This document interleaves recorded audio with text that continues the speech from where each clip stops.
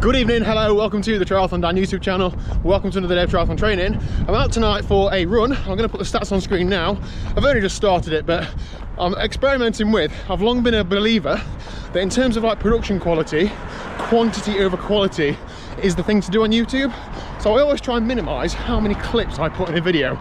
Like if you see me running, cycling, swimming, all those different clips, I have to merge them together. It's a bit of a faff. So tonight, it's probably a bit extreme. But I'm going to try and make it one clip. Now, me talking for 4 to 6 minutes is not going to keep anybody engaged for a video. However, James, I'm out running with tonight, has probably got a bit of a better chance of doing that. So I thought we'd talk about, firstly, a little bit about James's sort of triathlon past and then James's triathlon future, because I think I'm ambitious with some things that I set myself, but James is next level. So shall we give, so a lot of people will have seen James in my Ironman Wales video 2 years ago. It was absolutely brilliant. But for those who haven't, I think perhaps got a little summary of your like triathlon career to date, James. What sort of events you do, how long you've been in the sport, that sort of thing. Yeah, okay. I've always sort of ran on and off. Yeah. And then a friend of mine suggested that I give triathlon a go, and I'd done a few, you know, sprint triathlons and halves, and then a few fulls, and then basically I wanted to do a double Ironman. So I did a what's called a double brutal, which is brutal events, a company in Wales. They do quite hard off-road triathlon, things like that. And so I did a double. When you say double, it's continuous, isn't it? It's like, it is, yeah. So it's like double the swim, then double the bike, and this is around Snowdonia, so it's pretty hilly. Yeah.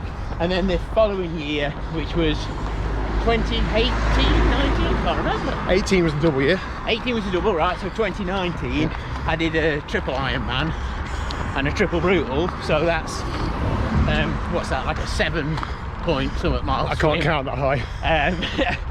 336 mile. 336 mile with just under Everesting of climbing. It's about 30,000 feet. And then a triple marathon, including a full ascent of and descent of Mount Snowdon. Yeah. And then a very hilly rest of the course as well. So if those cars drown that out, yes, that was a full ascent and descent of Mount Snowdon on the run course. So that was 2019.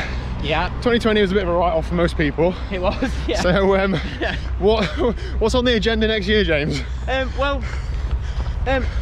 more to do with what sort of races are going to motivate me to do the level of training that I enjoy doing. And the one that really whets my appetite is something called a Decker. And that's a 1 a day format, which is an Ironman a day for 10 consecutive days. Yeah.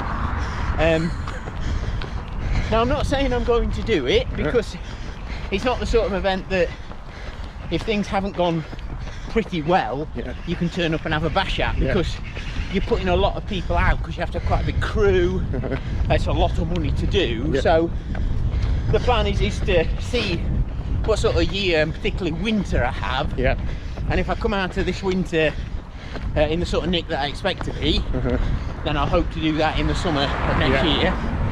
Subject to my wife giving me the okay, of course, because it involves a lot of sacrifices. Of course it does, yeah. So the intention's there then, so I might need to say you are doing it for a video title. More than that. Yeah. So yeah, awesome. So that's a 9 man a day, so that's 2.4 mile swim, 112 mile bike ride, and then a marathon every day for 10 days. Now, I'm hoping to go along for that journey. Again, the same sort of thing, whether I get the sign off from Liz to be absent for that length of time, but I just think it'd be really cool to document that sort of event, because there's not really much on YouTube of that sort of thing, because there's not generally many people who are willing and capable to do that, and I'm hoping that James is going to be both those things, so really, really looking forward to it. Yeah, well, we'll keep our fingers crossed, and we'll get in the gym and get fit enough to do it, and then we'll see if I can get a crew. And then we'll go and have an adventure. Excellent. So what point do you think you'll be able to call, okay, I'm ready for it or not? Is it going to be end of winter, spring? What's the... it's very difficult to tell, but I think if I have a good winter with doing some ultra running events, and I'm able to build the training into my day-to-day life as I have done in the past, then I think that sort of by February, I think I'll know for certain whether it's on the cards or not.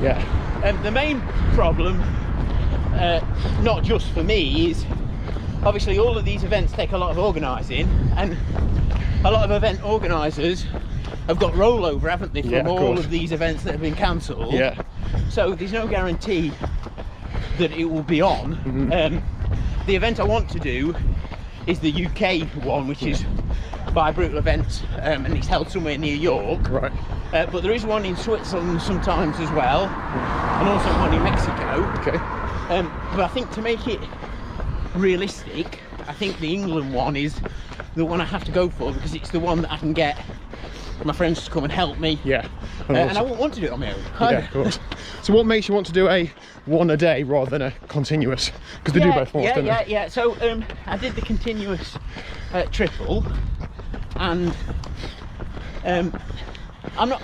It's not that I could do a continuous decker, but it's just that the continuous format is basically the same but more suffering. Yeah. It's the same type of suffering, but statistically, the one a day decker is statistically harder.